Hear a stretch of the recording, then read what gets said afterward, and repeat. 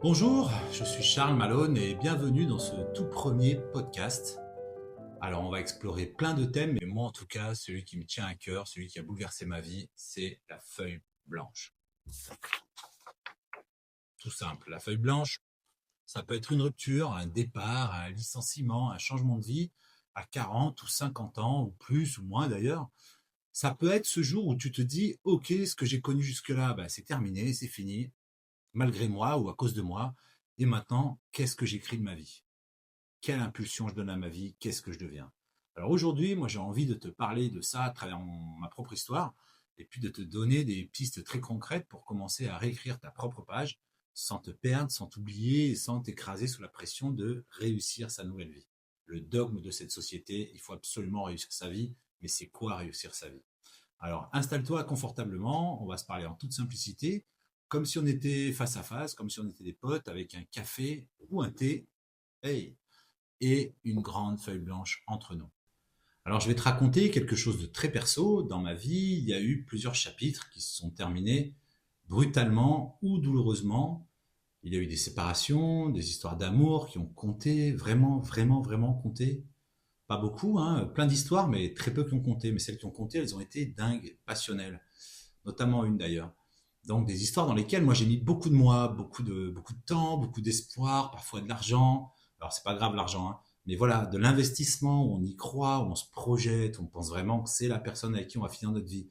Et un jour, malgré tout ça, ça s'arrête. Tu te retrouves tout seul dans tes cartons, tes souvenirs, tes regrets, tes j'aurais dû peut-être faire ça ou ça, et tes si seulement j'avais pu. Bref, voilà.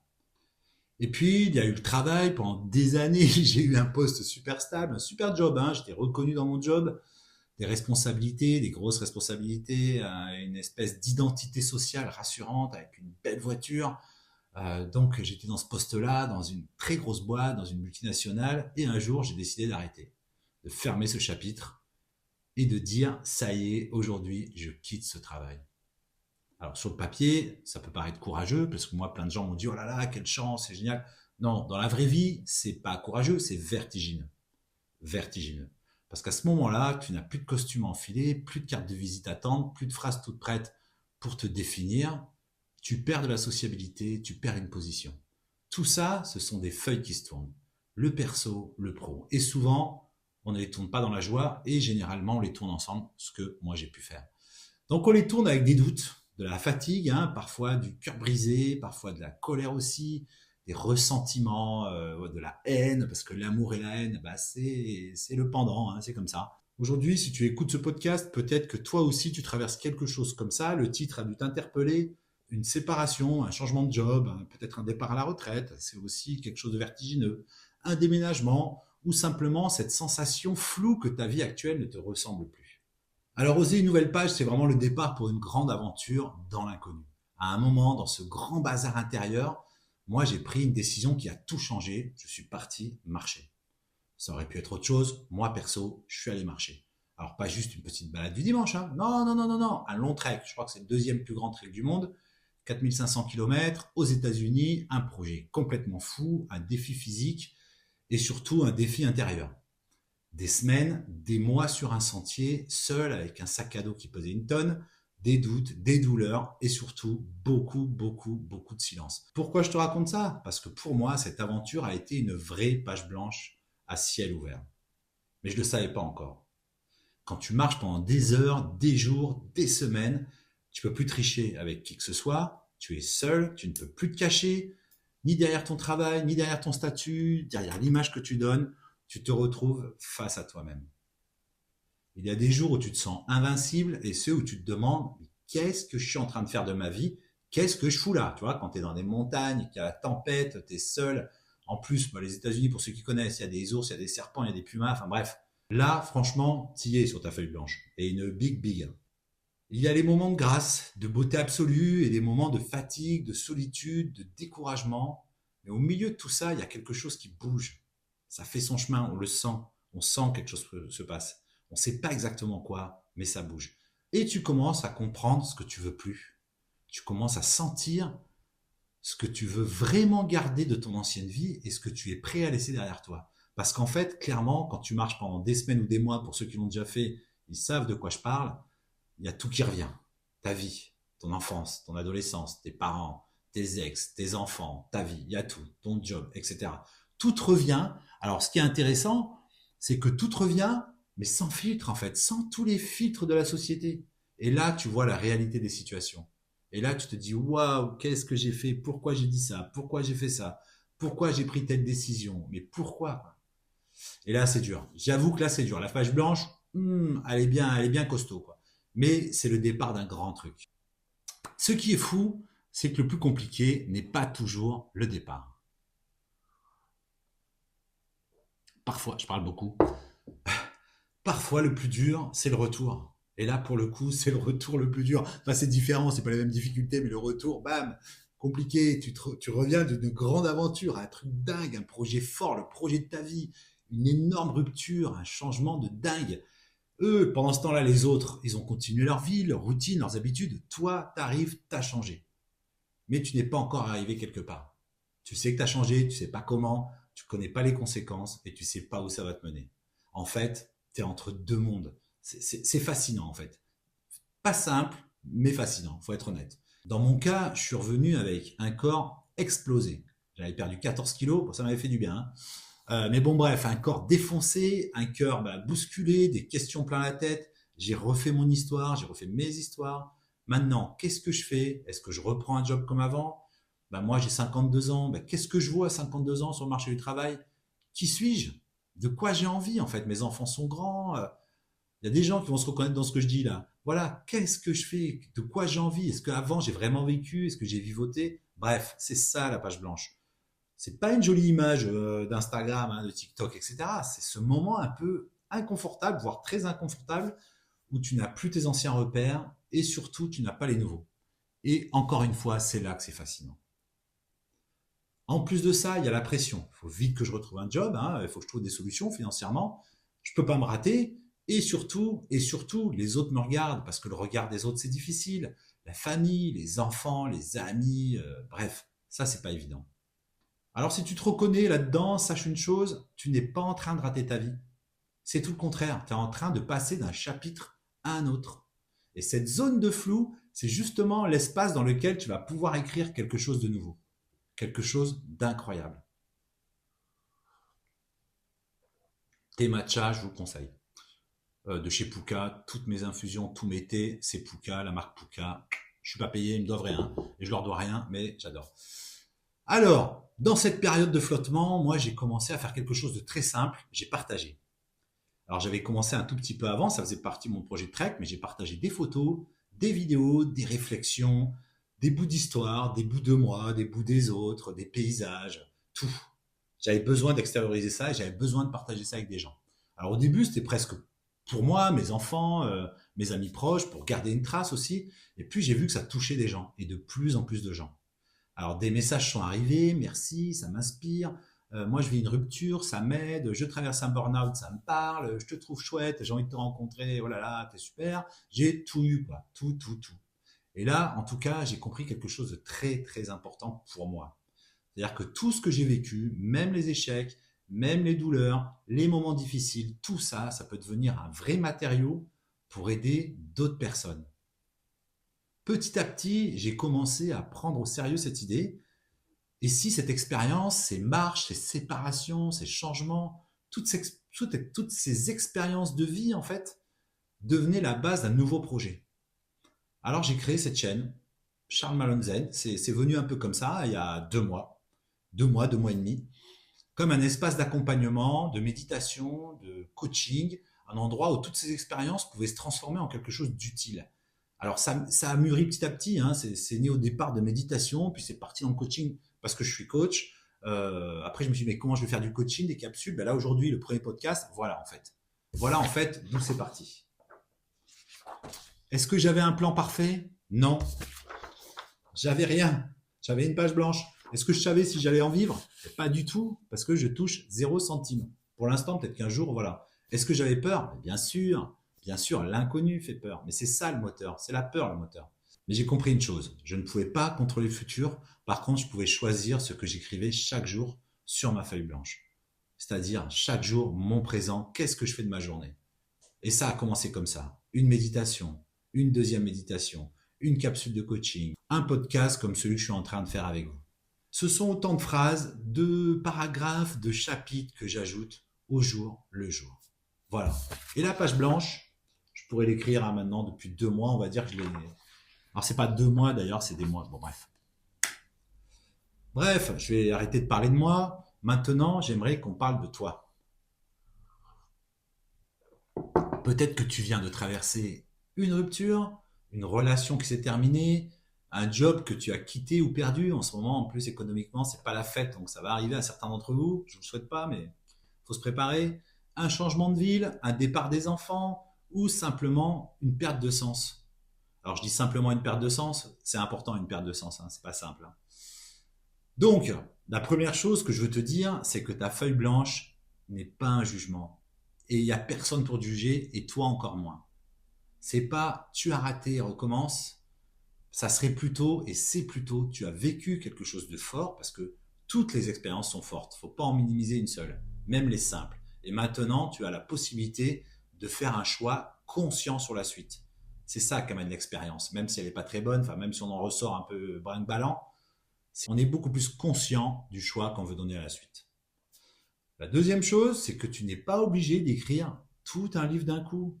On voit souvent la feuille blanche comme il faut que je trouve ma grande passion, mon nouveau métier, le grand amour définitif, là, tout de suite, maintenant. Et la page blanche, là, il faut que je la remplisse à donf. Non, non, non. On va y aller tout doucement. La feuille blanche, ça commence par une première phrase. Un mot, une petite phrase, quelque chose de simple, mais d'aligné. Pour revenir à moi 2 secondes, moi, c'était partir. Il fallait que je parte vivre un truc. Voilà, un grand truc. C'est tout. Et je savais que derrière, il y allait y avoir des choses. Donc, je vais te proposer 3 questions. Tu pourras les noter dans un carnet après ce podcast ou les laisser résonner en toi pendant la journée ou le week-end. Et tu fais ça quand ça te revient ou quand tu penses que maintenant, c'est vraiment le moment en fait d'avancer. Alors, pour la question 1, qu'est-ce que je ne veux plus revivre? Pas pour ruminer, mais pour identifier ce que tu veux vraiment laisser derrière toi. Alors, un type de relation où tu t'oublies, un travail qui t'a épuisé, qui respecte pas tes propres valeurs, une façon de te parler à toi-même, toujours dans la critique, jamais dans la douceur. Voilà, c'est des choses, il faut que tu identifies, il faut que tu identifies. Tu l'écris noir sur blanc, c'est la première ligne en bas de ta feuille blanche. Ce que tu décides consciemment de ne plus reproduire. La deuxième question, qu'est-ce que j'ai appris de tout ça? Eh oui, rupture, échec, reconversion, burn-out, on a parfois envie de juste tout effacer. Mais si tu effaces tout, tu perds aussi les trésors, c'est-à-dire les leçons de tout ça en fait. Et c'est là-dessus qu'il va falloir s'appuyer. Alors, qu'est-ce que tu as découvert de toi? Que tu es plus courageux que tu ne le pensais? Que tu as une profondeur, une sensibilité, une empathie que beaucoup n'ont pas? Que tu es capable de repartir de zéro même si tu as peur? Voilà, transforme tes douleurs en compétences de vie. C'est hyper important. Et il y en a, tu verras. Réfléchis, tu verras, ça va venir tout seul. C'est ce qui te donnera une base solide pour écrire la suite. Ça part de là. Troisième question, quelle est la petite phrase que j'ai envie d'écrire maintenant? Alors, pas ton plan sur 10 ans, hein. On est juste à une première intention, une première action. Ça peut être, je décide de prendre soin de moi chaque matin pendant 10 minutes, ou je m'autorise à rêver à une autre vie professionnelle. Voilà, vraiment, là on part bas. On part de rien, mais on part. Toujours, si vous avez déjà vu certains de mes capsules de coaching, il faut être en mouvement. Donc là, on part vraiment d'un petit niveau. On peut démarrer plus haut, ça dépend de là où on en est, spirituellement, de là où on en est dans son histoire, dans sa réflexion. Mais voilà, on reprend contact avec ce qui faisait vibrer. On commence à dire non à quelque chose qui nous respecte pas. Voilà, c'est pas spectaculaire forcément, mais c'est du vrai réel, c'est du réel. Réel. Et c'est comme ça que la feuille blanche, elle commence à se remplir, un mot après l'autre, une phrase après l'autre. Alors on va faire un petit exercice de visualisation, tout simple. Si tu le peux, prends un instant pour toi. Alors si tu es en train de conduire ou de marcher, écoute simplement, hein, ne ferme pas tes yeux, sinon on va avoir un petit souci. Voilà, sinon tu peux fermer les yeux quelques secondes et imagine devant toi une grande feuille blanche, immense. pas froide, hein, pas menaçante, hein, c'est plutôt un truc chouette. Hein. Une feuille douce, chaleureuse, elle représente la suite de ton histoire. Tu respires bien, tu te mets au calme et tu visualises cette grande et belle feuille blanche qui représente toute ton histoire. En haut de cette feuille blanche, tu peux écrire ce que je ne veux plus et dessous quelques mots-clés qui résument ce que tu laisses derrière toi. Et puis un peu plus bas, tu écris ce que j'ai appris. Et tu notes là 2, 3, 4 choses dont tu es fier, même si tout n'est pas parfait. C'est vraiment pas grave, c'est pas le but de l'exercice. Et enfin, au milieu de la page, en plus grand, ma première phrase pour la suite. Et tu écris cette petite décision, cette petite action et ce petit changement qui veut naître maintenant. Respire avec ça. Laisse monter ce qui vient. Tu n'as pas besoin que ce soit parfait, tu as juste besoin que ce soit vrai. Là, tu es en vérité avec toi-même. Là, on parle de ta vie, on parle de ton bonheur, on parle de ton présent et de ton futur proche.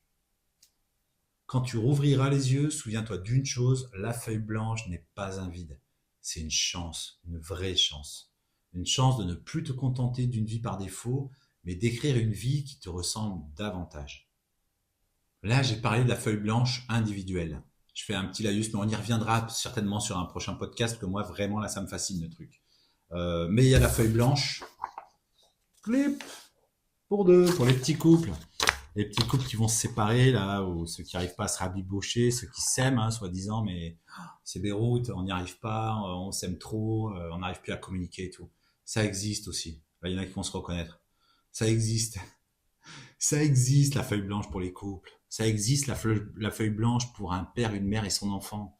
Ça existe, la feuille blanche pour un enfant avec ses parents. Ça existe, la feuille blanche pour des amis, en fait. Parce qu'en fait, on peut recommencer différemment avec ce qu'on a appris. On voit son passé, on améliore les choses qu'on veut améliorer, on quitte ce qu'on a voulu quitter et on réécrit quelque chose de beau, en fait. Donc, il y a des possibilités, voilà. Sachez que on ne fait pas cette démarche de page blanche forcément seul. Moi, je l'ai fait seul parce que à ce moment-là, j'étais seul. J'aurais pu le faire peut-être lors d'une séparation. Faut-il encore que l'autre veuille le faire et soit prêt à le faire. Voilà. Mais enfin voilà, sachez que la démarche ne se fait pas forcément seule. Si vous êtes en couple, ce concept de page blanche fonctionne super bien. Si tant est que vous vous aimez encore, que vous avez envie de ne pas vous séparer, que vous sentez que vous êtes fait l'un pour l'autre, mais qu'aujourd'hui vous n'y arrivez pas, pensez à cette page blanche. Bon, si tu traverses aujourd'hui une rupture, un changement de travail, une transition de vie, sache que tu n'es pas seul. Je sais ce que c'est de tout remettre en question, de quitter un job stable, de partir marcher pendant des semaines, de revenir sans savoir comment tout ça va s'articuler. Mais je sais aussi que c'est de ces moments-là que peuvent naître des projets, des rencontres, des forces intérieures que tu n'aurais jamais imaginées. Alors prends le temps de répondre aux 3 questions. Peut-être ce soir, peut-être demain matin, et commence à écrire ta propre phrase sur cette nouvelle page. Et on se tient au courant surtout. Et en tout cas, saisis ta chance. N'oublie jamais cette page blanche. Si un jour tu as le courage de te l'offrir, ou si tu as le courage de l'offrir à quelqu'un ou alors qu'on te l'offre, saisis ta chance. Tout est là-dedans, tout est dans la page blanche. Voilà, ce premier podcast t'a parlé, t'a fait du bien, t'a fait te questionner, ou si tu connais quelqu'un qui traverse une séparation, une reconversion, un gros tournant de vie, n'hésite pas à lui partager ce podcast. Abonne-toi, like, partage cette vidéo. Et en tout cas, merci d'avoir passé ce moment avec moi. C'était mon tout premier podcast. Alors, c'est un peu émouvant pour moi, et surtout sur ce sujet-là, de cette page blanche qui, pour moi, je suis vraiment fasciné par ça. Je pourrais écrire un bouquin là-dessus, Bref, on se retrouve très vite pour un prochain épisode, j'espère. Et d'ici là, prends soin de toi et rappelle-toi, tu as toujours la possibilité de réécrire ton histoire, un petit chapitre à la fois, et rien n'est impossible.